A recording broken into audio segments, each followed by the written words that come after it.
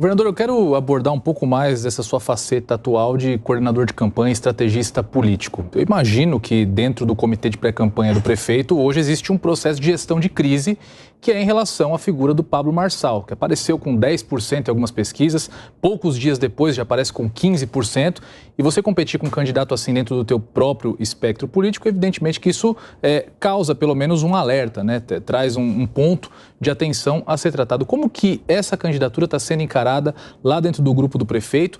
E o senhor acredita que o Pablo Marçal está emulando um pouco daquilo que o Bolsonaro trouxe em 2018, um outsider, alguém que quer, enfim, mexer com todas as bases do sistema e vai revolucionar a política de uma forma praticamente mágica? Como que isso está sendo encarado dentro da campanha? Eu até acrescento, governador, porque veio uma pergunta da nossa audiência questionando se a estratégia, por exemplo, para lidar com o Marçal seria uma aliança que inclusive pudesse resultar em um cargo futuro na gestão de Ricardo Nunes.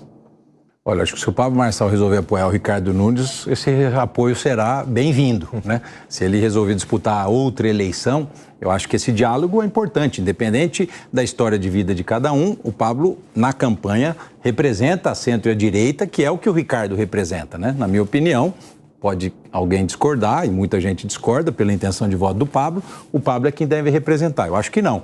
Acho que ser prefeito de São Paulo, a experiência, a vivência no dia a dia da cidade é importante. A candidatura dele, Tavares, é diferente da do Bolsonaro. Eu fui deputado 8 anos.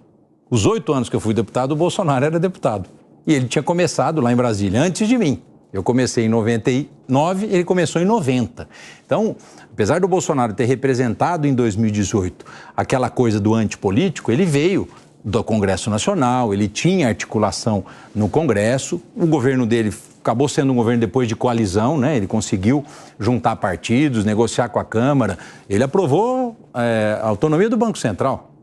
Nós estávamos lá, eu era deputado, tentamos aprovar e não conseguimos. Ele aprovou a reforma da Previdência, né? Então, várias mudanças constitucionais que ocorreram no Brasil e de lei complementar ocorreram no governo do Bolsonaro, porque ele fez uma articulação e conseguiu aprovar. Ninguém consegue governar sozinho. Nós estamos num país democrático, o Legislativo tem sua força, o Executivo tem sua força, o Judiciário tem sua força e cada um tem sua função.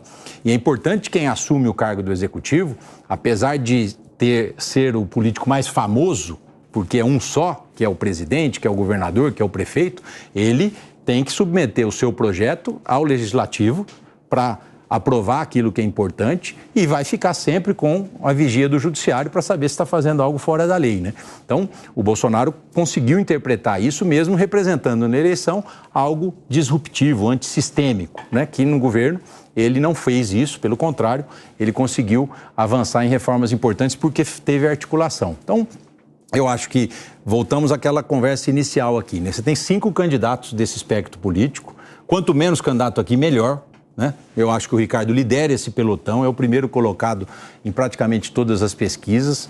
Penso que ele, acredito que ele é quem consegue empunhar melhor essa bandeira nessa eleição e quanto mais dividir, melhor para o outro lado, né? Então, respeito a candidatura do Pablo Marçal, enfim, conheço a história de vida dele pelas redes sociais, enfim, se ele tiver um espaço de apoiar o Ricardo, acho que o Ricardo deve aceitar.